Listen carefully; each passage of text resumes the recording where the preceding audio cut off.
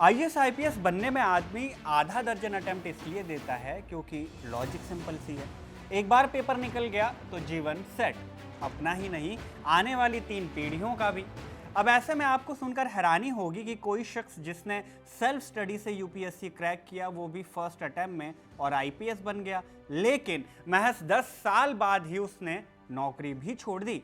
हम बात कर रहे हैं 2015 बैच की आईपीएस रचिता जुआल की। उत्तराखंड काडर से आने वाली रचिता जुआल ने बीते 31 मई को वीआरएस यानी कि स्वैच्छिक सेवानिवृत्ति के लिए आवेदन दिया, जिसे अब केंद्र सरकार ने स्वीकार भी कर लिया है।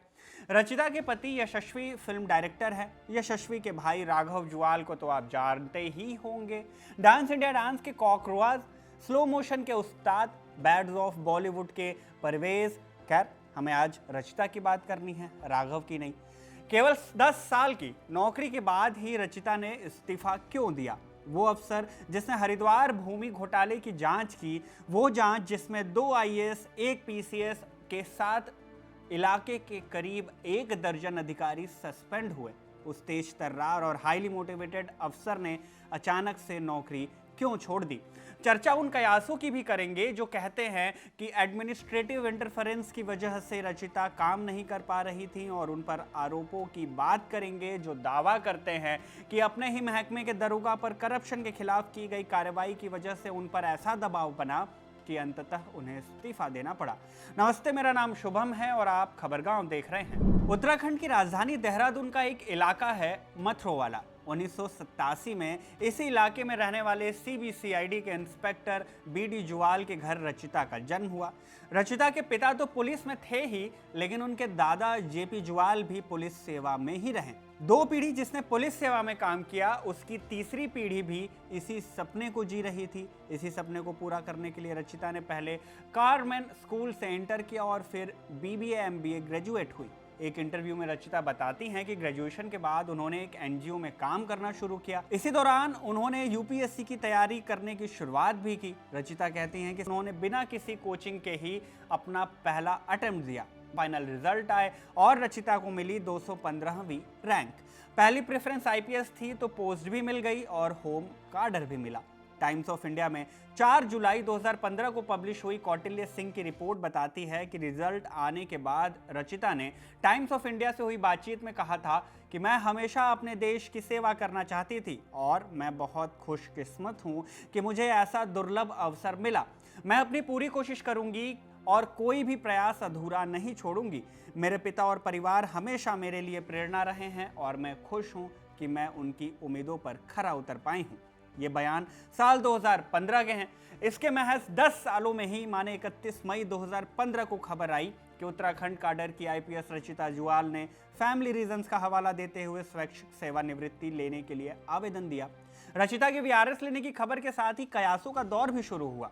दावा किया गया कि भले ही रचिता ने आधिकारिक तौर पर फैमिली रीजंस के हवाले वीआरएस की मांग की हो, लेकिन असल वजह कुछ और भी हो सकते हैं।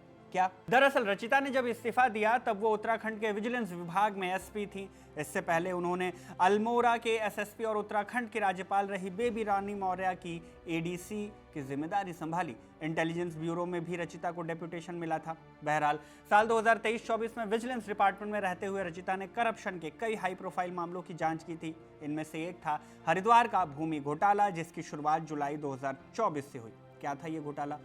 हरिद्वार का एक इलाका है सराय गांव नाम का। हरिद्वार लैंड स्कैम का मामला इसी सराय गांव की 2.3 हेक्टेयर जमीन से जुड़ा है।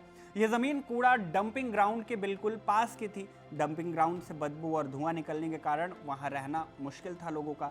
गांव वाले अपनी जमीन बेचने की कोशिश करते रहे, लेकिन कोई खरीदार नहीं मिला क्योंकि माहौल गंदा और अस्वस्थ था। जो मिला भी वो बहुत कम दाम का। इसी बीच नगर निगम ने इसी जमीन को किसानों से 54 करोड़ रुपए में खरीद लिया, जबकि असलियत में इस जमीन की कीमत 15 करोड़ रुपए से ज्यादा नहीं थी। असली खेल ये था कि इस जमीन को कागजों में कृषि भूमि से बदलकर व्यावसायिक भूमि यानी कॉमर्शियल लैंड दिखाया गया और इसकी कीमत को आर्टिफिशियल तौर से बढ़ा दिया गया। इससे सरकारी पैसों का गलत इस्तेमाल तो हुआ ही, और तो और किसानों और अधिकारियों को भी फायदा पहुंचा। जैसे ही ये मामला सामने आया, लोगों में गुस्सा फैल गया। गांव वालों का कहना था कि वो तो अपनी ज़मीन औने पौने दाम में भी बेच नहीं पा रहे थे और नगर निगम ने करोड़ों रुपयों में खरीद कर बड़ा घोटाला कर दिया। जिस जमीन को लोग पहले खरीद नहीं रहे थे, अब उसके लिए इतना ज्यादा दाम मिला। खैर, मई 2025 में इस मामले पर एक रिपोर्ट उत्तराखंड सरकार को सौंपी गई। मुख्यमंत्री पुष्कर सिंह धामी ने मामले की गंभीरता को देखते हुए जमीन की बिक्री को रद्द करने का आदेश दिया। किसानों को दी गई रकम वापस लेने की प्रक्रिया शुरू हुई और उनके बैंक खातों को फ्रीज भी कर दिया गया। इसके अलावा 12 अधिकारियों पर कार्रवाई की गई, जिनमें 2 आईएएस अफसर, 1 पीसीएस अफसर के साथ कुल 12 सरकारी कर्मचारी थे जिन्हें सस्पेंड किया गया। अभी ये चल ही रहा था कि 31 मई को खबर आई कि आईपीएस रचिता जुवाल ने स्वैच्छिक सेवानिवृत्ति के लिए आवेदन दे दिया। हालांकि राज्य सरकार ने तुरंत स्वीकार नहीं किया, बल्कि इसके एक हफ्ते बाद ही 6 जून को उन्हें एक 5 सदस्यीय विजिलेंस टीम की अगुवाई करने का आदेश जारी कर दिया गया, ताकि हरिद्वार लैंड स्कैम की जांच की जा सके। रचिता की इस पोस्टिंग को लेकर लोकल मीडिया चैनल्स में लिखा गया कि रचिता जुवाल को हरिद्वार लैंड स्कैम की विजिलेंस जांच का प्रमुख बनाकर राज्य सरकार शायद ये संदेश देना चाहती है कि रचिता के इस्तीफे के पीछे उसकी कोई भूमिका नहीं है।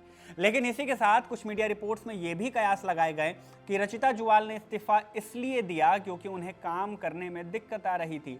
दावा किया गया कि प्रशासनिक दखलंदाजी की वजह से उन्हें ये दिक्कतें आ रही थी। द वीक की एक रिपोर्ट में पूर्व कांग्रेस अध्यक्ष गणेश गढ़ियाल का दावा मिलता है, जो कहते हैं कि रचिता जुवाल पर इस्तीफा देने का दबाव इसलिए डाला गया क्योंकि उन्होंने एक पुलिस अधिकारी को भ्रष्टाचार करते हुए रंगे हाथ पकड़ लिया था। अब ये वाला मामला क्या है? मीडिया रिपोर्ट्स में लिखा गया कि अल्मोड़ा और बागेश्वर जिले में एसपी रह चुकी रचिता जुवाल एसपी विजिलेंस ने कई भ्रष्ट अधिकारियों पर गाज गिराई। इसी दौरान उन्होंने एक दरोगा को भी ट्रैप किया था।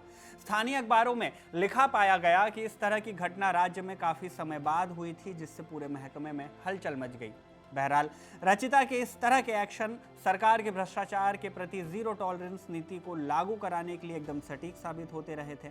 लेकिन इसी बीच अचानक से उनका इस्तीफा देना और इसकी खबर सामने आने पर मीडिया से लेकर राजनीतिक गलियारों तक में चर्चा होने लगी, टॉक ऑफ टाउन बन गया।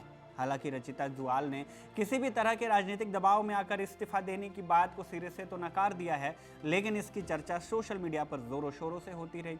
बहरहाल, इन्हीं कयासों के बीच खबर आई कि राज्य सरकार ने उनके इस्तीफे को स्वीकार कर लिया। मतलब जो इस्तीफा दिया गया था उसे पहले आगे बढ़ाया गया और फिर इस पर स्वीकृति आ गई।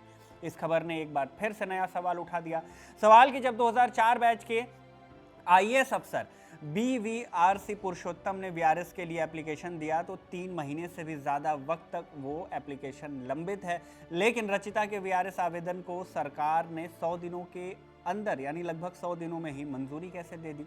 बहरहाल, रचिता के इस्तीफे के बाद कयास ये भी लगाए जा रहे हैं कि अब वो प्राइवेट सेक्टर या फिर इंटरनेशनल इंस्टीट्यूट्स में हाथ आजमा सकती हैं। आपको ये सुनकर ताज्जुब हो सकता है कि नौकरशाही छोड़कर प्राइवेट नौकरी, भला ऐसा क्यों? और अगर यही करना था तो फिर नौकरशाह क्यों बने, क्यों यूपीएससी की तैयारी की? पर चौंकिए मत, ऐसा पहली बार नहीं है कि किसी सिविल सेवक ने वीआरएस लेकर प्राइवेट सेक्टर ज्वाइन किया हो। यह सिलसिला दशकों से चलता आ रहा है। हाँ, लेकिन बीते दशक में ऐसे नौकरशाहों का आंकड़ा बढ़ा जरूर है। कोई नौकरशाही छोड़कर प्राइवेट कंपनी ज्वाइन कर रहा है तो कोई राजनीति में उतर रहा है। अगर आप इस मुद्दे पर डिटेल में जानना चाहते हैं कि कोई भी व्यक्ति क्यों पहले इतनी तैयारी करके यूपीएससी क्रैक करता है, आईएएस आईपीएस बनता है और उसके बाद नौकरशाही छोड़कर, नौकरी छोड़कर, सरकारी नौकरी छोड़कर प्राइवेट कंपनी ज्वाइन कर लेता है, अगर इस बारे में आप डिटेल वीडियो देखना चाहते हैं तो हमने बना रखा है, डिस्क्रिप्शन में आपको उसका लिंक मिल जाएगा। इस वीडियो में बस इतना ही। जाने से पहले एक सवाल छोड़ जाते हैं आपके लिए। कमेंट में हमें ज़रूर बताइएगा कि रचिता के इस्तीफे का असल कारण क्या हो सकता है। जो वो कह रही हैं वो सच है या फिर मीडिया से लेकर सोशल मीडिया पर जो कयास लगाए जा रहे हैं उनमें भी कुछ सच्चाई है। इस वीडियो में बस इतना ही। धन्यवाद।